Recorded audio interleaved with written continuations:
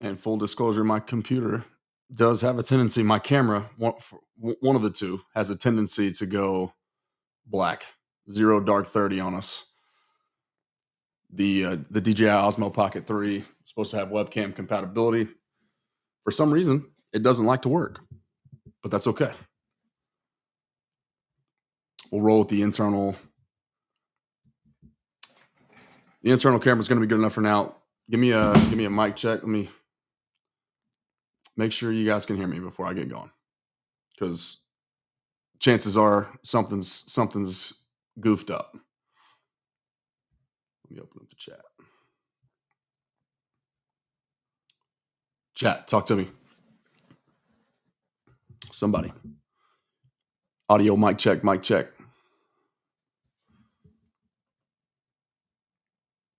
Where is my chat, actually? There we go. Sean says we good. Appreciate you, Sean. Thank you. All right. Like I said, trying something a little bit new here. So give me your feedback. Constantly, I've never gone live on 3 different platforms at one time. So we're gonna see what we got as far as efficiency is concerned. I have a very quick few, actually really just one talking point, and that's, is Jerry Jones lying to us once again? You may have seen his comments today there was a little media availability portion after Zach Martin's retirement speech concluded. Troy also says we're good. Thank you, Troy, for weighing in, man. Appreciate you. Jerry spoke to the media for a few moments after going 0 dark 30 himself over the course of the last couple of weeks. A lot of people were kind of caught off guard by that too, because it's kind of unlike him, right? The headline maker, the storyline creator, Jerry Jones canceling media bus tours at the combine for allegedly business or conducting business, I guess, if you will. You got all kinds of things going on, okay? But the selective aggressive term is very widely understood, I believe, by this point, or at least it's widely heard and widely talked about. Just what the doctor ordered, once again, it's a slogan. Every offseason, it seems like from this point forward, we're going to have one of those slogans or MOs. Last year, it was all in. This year, it was selectively aggressive. Okay, so let's talk about what Jerry Jones said today. Let me share my screen with you here. We will be on Twitter. That's the best and easiest way probably to interact with me. So if you're not following me right now over on Twitter, usually I'll pop in, a few different times a day, check my mentions, see if anybody has questions. A.W. Rivera also says, I can hear you loud and clear. So I appreciate that weighing into it. Once again, I don't know. I have no idea how this live setting works when YouTube directly links up to Twitter, but this is kind of cool.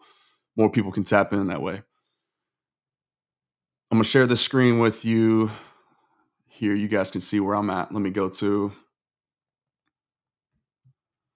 I think I saved it. It was John Machota's question or conversation. Here we go. Cowboys owner Jerry Jones, when asked about the team looking to be more aggressive in free agency, Jerry, quote, "I don't think aggressive is the right word." So that's already contradiction number one. All right. And if I didn't preface this clearly enough, please forgive me too. I'm a little tired here. You guys are weighing in. So it seems as if 7 and 9 p.m. lives on Tuesdays and Wednesdays are going to be the hot spot. The people have spoken, so the people will get what they want. But yeah, a little tired today, but that's okay. We're talking about Jerry Jones lying to the fans, to the media, to the public yet again for, I believe, the second time that we have confirmed or discussed on my channel and on CowboysCountry.com, where I'm writing pretty much every day now too. I think it's probably 2 or 3 times now. Okay. The point that I want to make is there's really 5 different sets of criteria or buckets of evidence, if you will, already. The fifth is in limbo still. It's kind of TBD, but it's at least underway. there's sets of criteria here, these buckets that we can get below the surface a little bit more on, right? We can evaluate it from at least a different perspective and compare and contrast to how business was conducted in years past. Okay, we're looking for bold, aggressive, not complacent, not comfortable, right? Those types of things that would suggest that this is a team that is focused on winning as opposed to just marketing, headlines, storylines, right? There's something to be said. Jerry Jones, the owner, the man who's built the franchise, the world's most valuable sports franchise, you don't do that without having a very clear understanding of what keeps people talking. And that shouldn't be breaking any news at this point either. He's has admitted it numerous different platforms, numerous different occasions over numerous years since I have been in this industry, really working hard in the weeds, kind of, if you will, and taking this seriously as if it's my job, right? So like studying things, getting more below the surface, the microscopic level of team building and of particularly this Dallas Cowboys franchise. You there's you notice trends, and you start to really understand what matters. You start to pay attention to the timing of things when they're said. Okay, but the point that I really want to get here, and we'll get rolling, try to get in and out, answer a few questions, and then link back up with you guys tomorrow. The point that I want to make is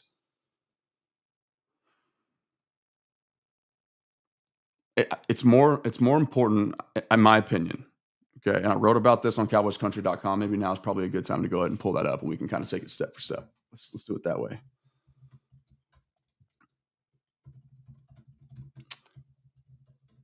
Pay attention to what they're doing, not what they're saying.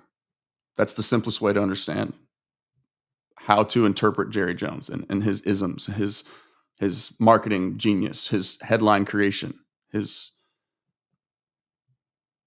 storylines, the significance of them. Okay, make sure y'all can see this one.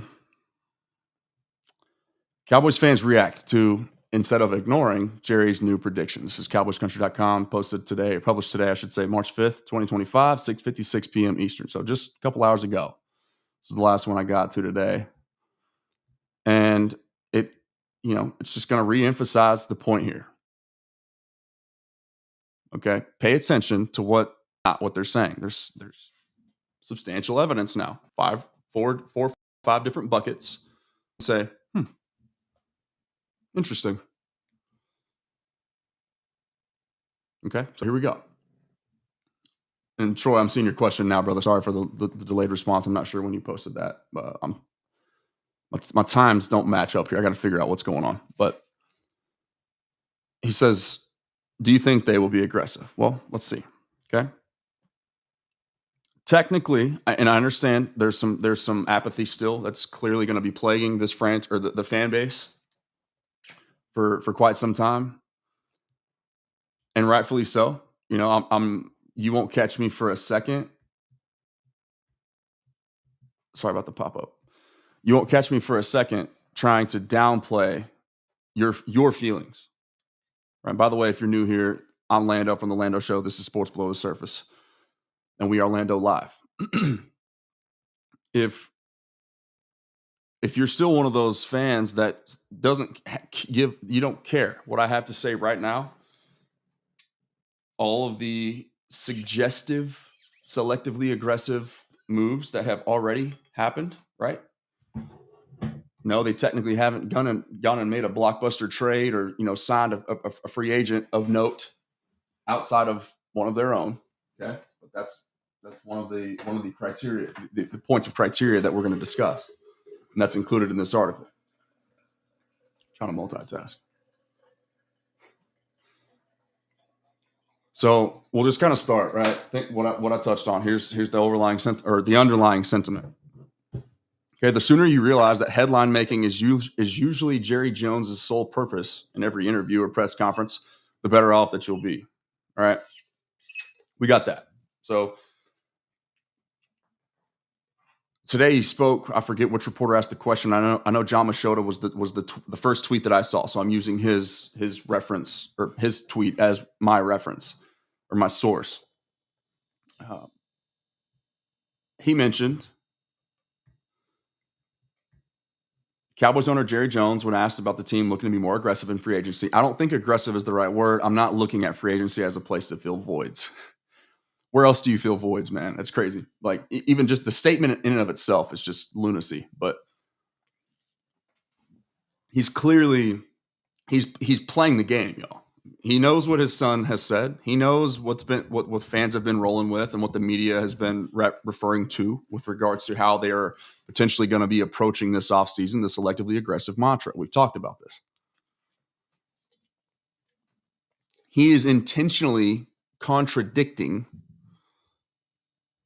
himself. Whether it's he that said it, Steven that said it, Will McClay that said it, Charlotte that said it, Jerry Jr. It doesn't matter what they said. It's what they do. They will say things because they know that fans are going to overreact. And it works. That's why they're the most valuable sports franchise in the world, because people talk. And people can't stop talking about this team in particular.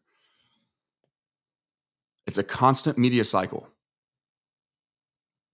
Watch the timing of certain things, significant or not. And you can tell based on when it's released in the week what they are trying to do.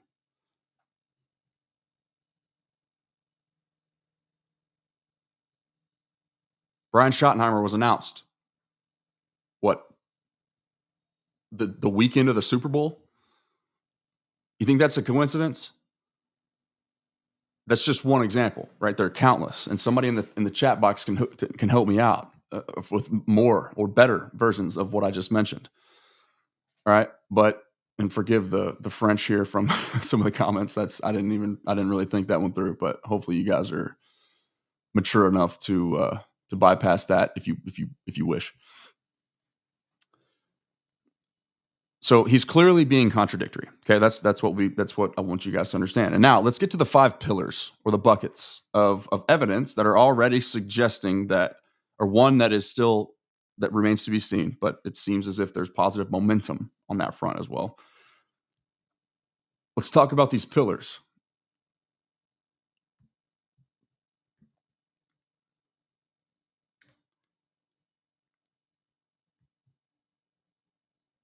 Actually, you know what? I just realized I'm in the wrong article. Let me back up one step here. It was from a few days ago, the point that I wanted to refer to. Cowboys fans skeptical. Here we go. As Jerry makes new 5-point roster promise. This is something I wrote March 1st, 2025, about 4 o'clock Eastern. So, okay, let's just skip right to it. Pillar number 1. What is suggestive that things are different, that they're approaching this a little bit more aggressively, at the very least? Well, number 1,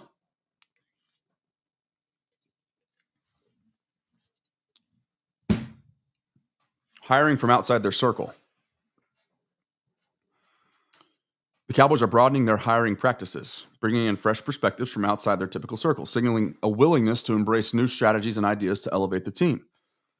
New head coach Brian Schottenheimer deserves a ton of credit for spearheading this shift. He wasn't content bringing in guys he was familiar with. Instead, it seems as if he chose the most qualified candidate.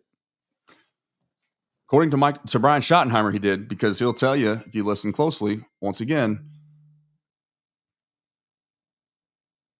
he's been watching Clayton Adams for a very long time, studying his moves and his game. I'm sure the same is true. He didn't mention them specifically, so I'm not gonna allude to that as a referential point. But I'm assuming it's the same is true for at least one of the other 2 highest ranking Cowboys offensive coaches, in Connor Riley out of Kansas State and Junior Adams out of Oregon. It's important to remember, guys, real quick, just like, do y'all understand, like, for those of you who may or may not be already writing off Tyler Guyton,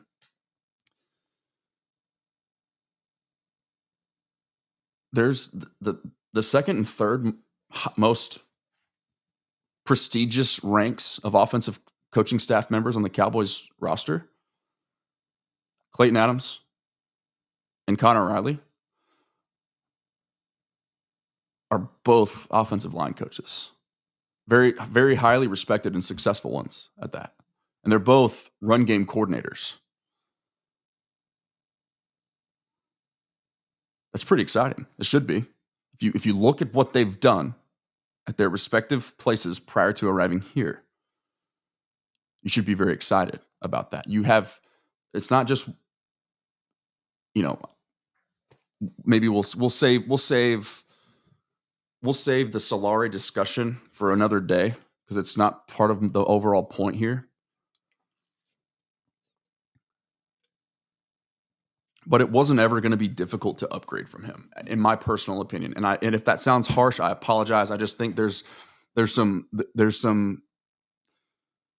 things that I could point to directly that would suggest that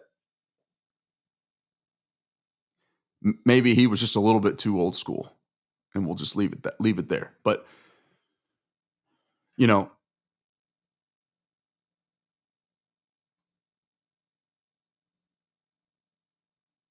you get one guy like Clayton Adams, that's already got a chance to be a very, very, very significant jump with just one.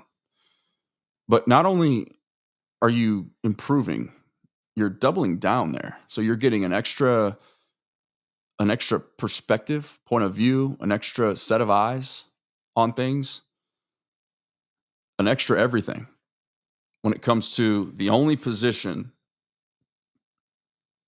on the field where 5 act as one. You're going to have a light bulb moment for Tyler Guyton. I guarantee it. Just being, putting myself in his shoes, former athlete, right? Sometimes, how they say change of scenery can do a man a lot of good. I can speak directly to that and how profound that can be for somebody. To just, at the very least, have a coach that believes in you, okay? Let's just go ahead and we'll spend another minute or two on this particular topic because I think it's important. Writing off Tyler Guyton, not only is it foolish, I think it's very nearsighted. Because going into it, we knew that there was lofty expectations placed on this rookie, this developmental rookie. We all kind of agreed, right? Switching sides is one thing, but playing the position for longer than, 2 or 3 years in college when you were playing some tight end and some defensive line? Okay, so we already knew, and you watch people like Voch Lombardi, and they'll talk to you about the hand placement, some of the technical things that he just wasn't dialed in on. So we already knew there was going to be a bit of a curve there, especially when you're evaluating him fresh off the perspective of a first ballot Hall of Famer, Tyron Smith. Okay, so it's foolish for that reason to just be so short-sighted about what occurred based on what we already previously knew. Okay, so if you're cool with the pick, then you understand it's going to take time. Just because things didn't exactly go well last year, don't kick him to the curb. Secondly, talking about the whole thing about how I appreciate somebody who can just at the very least believe in you and say, hey, yeah, you got a chance, kid.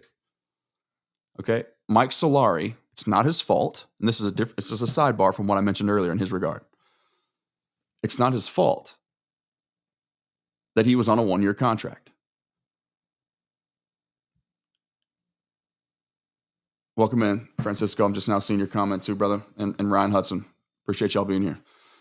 Okay, it's not Solari's fault that he was on a 1-year contract, right? But just think about the optics, okay? You got a project pick. Everybody agreed on that prior to. In round 1. Meanwhile, Mike Solari, Mike McCarthy, Mike Zimmer, all the Mikes are on a 1-year contract fighting for their coaching lives. Okay, they don't have time to hold the hand of a project and try to ease him along, right? They had to figure out, we got to go now, right? And so think about the reports. They tried to sell us on, they, as in the Cowboys staff, Chuma Edoga from the jump, like all the way, maybe the midway point, or maybe even beyond. It was a while. It took quite a bit of time for them to officially name Tyler Guyton the starter. You can imagine there's probably some influence from the top down, because just given the draft capital, but still, right? There was just this tug of war happening in so many different ways last year, right? But let's just leave it at this. And I said a couple minutes, that was probably a little bit too long. Tyler Guyton didn't necessarily have a fair shake because of the hand he was dealt with the coaching that was overseeing his development. Okay. Hope the delivery on that was solid. I'm very passionate about that take, and so I just wanted to get that off my chest here. All these pop-ups. Okay. Is the audio still okay? Y'all give me some feedback here while we'll reset, regroup, and kind of get back to the point. We'll close out. Audio check, mic check, mic check. We good?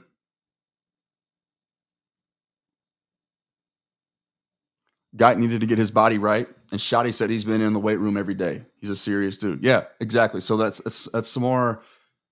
I like that, or Ryan, because that tells me that you're. I almost called you Cole Hudson, Texas guy. Sorry. 457 people in here. If y'all would just do me one favor, either like the video or send it to a friend. Tell them where to find me. That'd be greatly appreciated. That's the best way to support the channel. Okay, so thank you guys in advance for that. And I'll have the Cash App and the Venmo listed for those who are interested in supporting me through that avenue as well. I'll get that posted. But Tyler Guyton wasn't dealt a fair hand. Okay. All right. So the second point. Let's finish out these pillars here so that we can get some feedback from you guys. So I want to know if you see it the way that I see it, because I could be, I am generally speaking overly optimistic just in life, not just with this team, but just in life. I'm always a glass half full guy, but to me, it's just, you can tell, right? If you're paying attention, you can start to notice things. So this is just what I've noticed. Okay. If you disagree, that's okay. Don't yell at me. Just tell me. Let's have a discussion and let's learn from each other. Okay. So the first change was that they hired from outside their inner circle. Okay. And what do I mean by that? Think back to Kellen Moore. He was retained and basically hand selected for Mike McCarthy as his offensive coordinator. That's just not the general order of operations. Your offensive coaching staff must see eye to eye. They all must have philosophical alignment, and they do have that now. So that's a great sign, right? That's change number one, things that are technically different. Okay. Number two, the move of their entire operation, their entire offseason operation to Indianapolis. Everybody who's on site in Frisco, who has a hand in the day-to-day operation, was moved and paid for by Jerry Jones out of Jerry's pocket to be all stationed together in Indianapolis, Indiana for the combine. That wasn't the case back when Mike McCarthy was here. So that's different. They didn't do that. And so you can imagine you got people in multiple different places, right? If the mainstay of the operation, so if you got half the operation in Frisco, half is in Indianapolis, that means you got moving parts at or in between both sites. So just constant, nobody's ever in the room at the same time. And so things get lost, and your overall your scouting process is altered as a result of that. And also to your efficiency. So when you're at the combine, right, this is a meeting ground for general managers, front office members in general, executives, and the players' agents.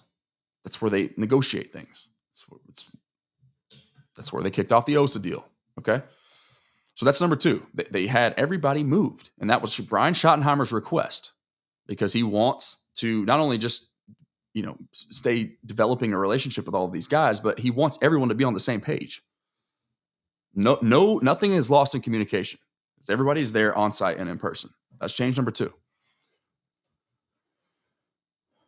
Number three, and this is where it really starts to get significant in my opinion, urgency with Osa Odigizua. Okay, they made it clear that they're serious about bolstering their defense by addressing the need for a stud defensive tackle, Osa Odigizua. Now, people will say, well, that's just one of their guys. That's what they always do. True. But not necessarily true at the top of the free agent market. Right? $20 million a year is a lot of money. It's not what it used to be, and it's not top of the market money technically, but he's a first wave free agent. That's the point here. They're not bargain shopping. Okay. He's a first rate. They got him a little bit below market value. He got a little bit of extra long-term security. So in return, the Cowboys got him for less APY than what he would have made. I think the franchise tag would have paid him 25 mil. He's averaging around 20. Okay. And this is really, I talked to my guy, Ben Miller, more about this. This is only, if you look at the contract, right, it's the guaranteed money that matters the most. It got about 58 million guaranteed, I believe. So there's really an out after 2 if they want to take a little bit of a hit and post June 1 heading into year 3. So like this is a fantastic deal for Osa because he's getting multiple years of guaranteed money. It's about 70% of the contract, roughly. Whatever 58 million out of 80 is, that's how much is guaranteed. That's a really good, that's generational money for him and his family. That's incredible. But for the Cowboys, okay, you might say, dang, man, we got to pay him $20 million on the salary cap for the next 4 years. It's not how it works. We've talked about this, okay? The salary cap is not, cap hell does not exist, okay? The cap is fake today, but real tomorrow. You will hear me say that over and over again. So, but the point is, number 3, even though Osa is one of their guys, he's still a first wave free agent. Okay. And they got him done with urgency. That's the cherry on top. That's the punchline. Urgency with Osa. Okay. Because as we'll see, number 5, there's urgency with that one too, to really get them to $100 million. By the way, as a result of the moves today. So there's 2 other pillars that we can technically add to this because at the time, these 2 hadn't happened either. Dak Prescott's contract got restructured, created about $36 million of cap space. Okay, once again, the salary cap is real in the future. It's fake today. Okay, it's cap hell doesn't exist. You can find that article on CowboysCountry.com as well. Okay, and then we also restructured CeeDee Lamb's contract yesterday. Those require 0 negotiation. And the players don't see a single cent less than they otherwise would have. Dak's bank account is not altered by this decision, with the guaranteed money, the money that he is going to get no matter what. It does not change. Nothing happens. Things change on the Cowboys' books, but not in Dak's bank. Same thing with CeeDee Lamb. 0 negotiation. It does not affect their money, but it affects the Cowboys' books. Okay, that one created $20 million. So you got 36 from Dak, 20 from CeeDee, and Osa. Technically, if they would have tagged him, he would have accounted for $25 million on the salary cap this year. But as a result of the long-term extension, okay, and like we talked about with Dak and with CeeDee, they're void years that gives you the accounting flexibility to you are financially flexible. If you tack on void years, you can push money in the future as far as you want to. Ask the Philadelphia Eagles. Okay, Osa's going to be on the books. He's only going to account for about 6.25 mil as opposed to 25. Okay, so the Cowboys right now are, I think, second in the NFC in terms of total cap space. And that doesn't even include point number 5 that we're going to get to here in just a second. Okay, so technically we're on number 4, but if you include CeeDee and Dak, we're on point number 6. Okay, but this is number 4 here for the article's sake. Jerry Jones cancels his annual On the Bus media meeting. I talked about this at the beginning of the show. CowboysCountry.com's own Mike Fisher first reported that Jerry Jones canceled his traditional meeting at the NFL Combine, citing a packed schedule and prioritizing actions over words. So once again, further confirmation, Jerry Jones is contradicting himself by what he said today, and he's lying to you by what he told John Machota, this tweet right here. I don't think aggressive is the right word. I'm not looking at free agency as a place to fill voids. That's lunacy. The statement itself is lunacy. It does not make sense. If you know